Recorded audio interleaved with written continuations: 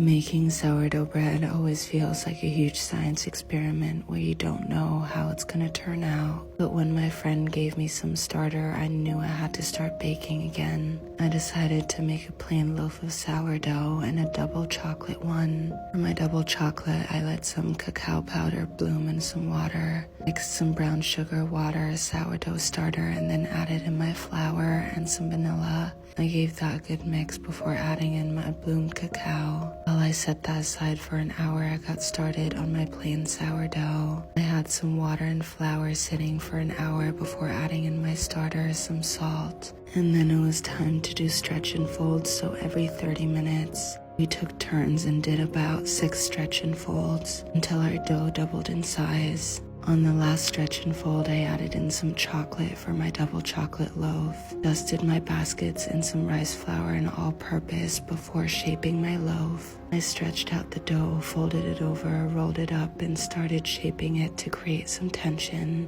I put my dough in my baskets and let that sit in the fridge for about 18 hours. When it was time to bake, I preheated my oven and Dutch oven, placed my bread in there with some ice cubes, and baked them for about an hour, taking off the lid halfway through. And even though my bread was far from perfect, it tasted amazing and I can't wait to bake more.